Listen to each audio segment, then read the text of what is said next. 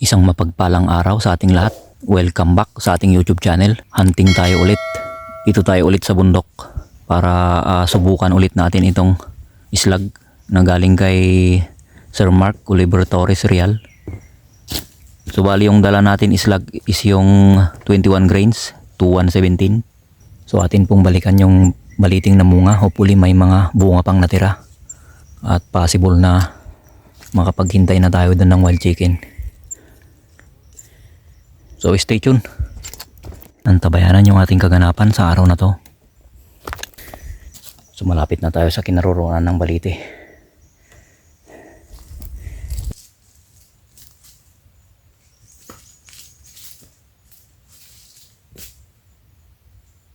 Nandito na tayo. Malapit na tayo sa ating kura. Malapit dito sa may puno ng balite.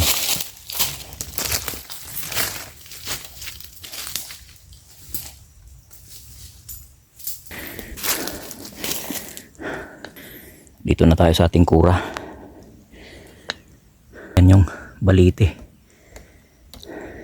May mga 7 araw yung nakalipas bago natin muling nabalikan itong kura natin. So medyo tuyo na yung mga dahon ng kura natin. Ipasok muna natin sa loob itong mga gamit natin.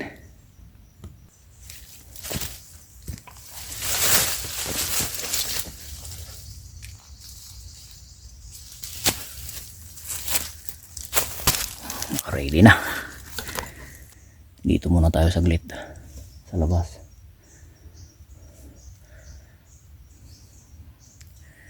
Makiramdam muna tayo sa paligid. Kung may kumakaluskos sigurado wild chicken. Ang dami kasing kwan dito. Ang daming mga tracks ng wild chicken guys. Parang ambon na. Okay lang basta wag lang yung lakasan yung ambon guys.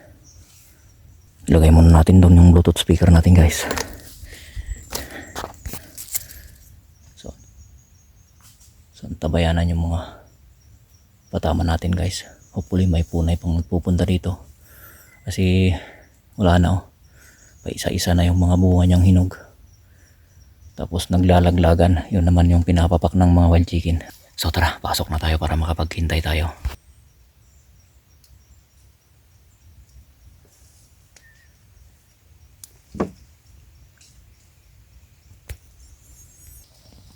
Kumakaluskos guys. Parang may paparating na wild chicken.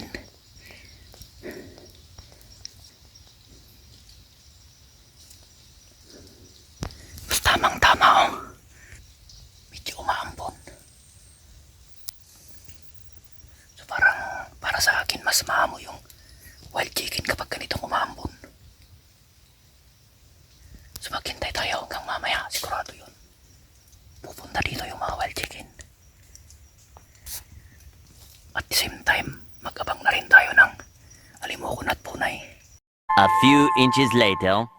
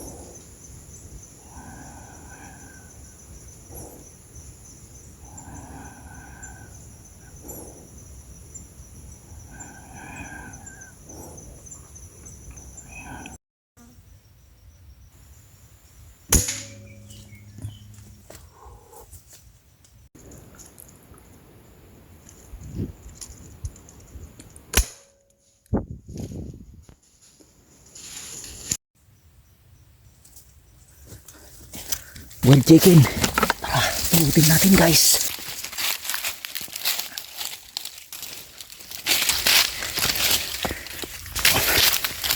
Ayun. Unang patama ng islag natin guys.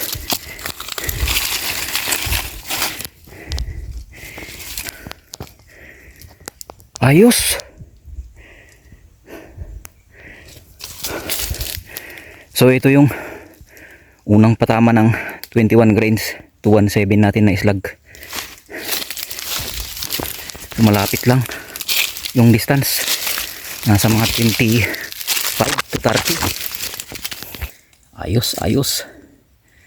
So patunugin pa natin yung Bluetooth speaker natin. Hopefully nababalik yung mga kasama niya. Bali parang nasa 5 sila guys. Hindi pa tumatanda. Ayan o. Maigsi pa lang yung tahid niya. So may kasama silang tandang. Yung totally tandang na matanda. May tilaok. So mukhang wala nang darating na punay guys at alimukon. So di bali. Nakachamba na tayo ng isang wild chicken. Pwede na tayong umuwi.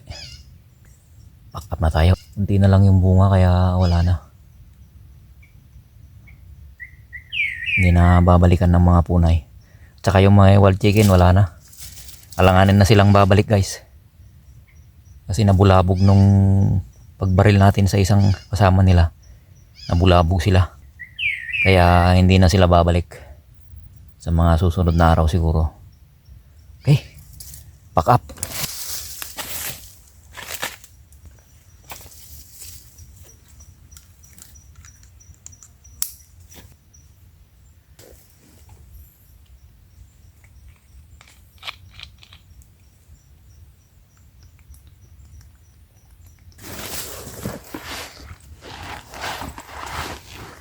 So, tara.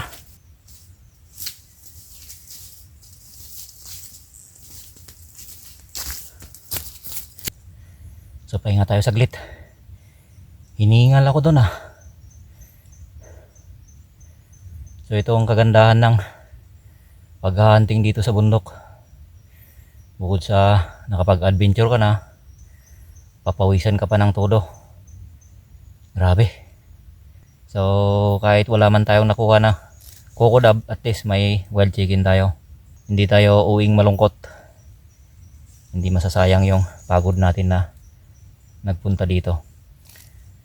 So yun nga, tulad ng sinasabi ko guys, itong ganitong style ng paghunting, walang kasiguraduhan.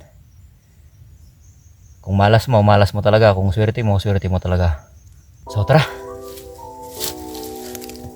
Kita nyo naman guys yung dinadaanan natin oh. Puro limestone.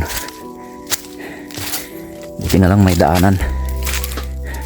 Yan, yung paligid natin. Sa mga nanatili sa ating YouTube channel, maraming salamat sa inyong walang sawang suporta. Maraming salamat at nasamahan nyo ako hanggang matapos itong content natin sa araw na to. Sa mga nanonood dyan na hindi pa nakapag-subscribe, so subscribe mo na yung channel natin. At para maging updated ka, click mo na lang yung notification bell para mapanood mo pa yung mga susunod nating upload. Okay, uwi na tayo. God bless. Peace out.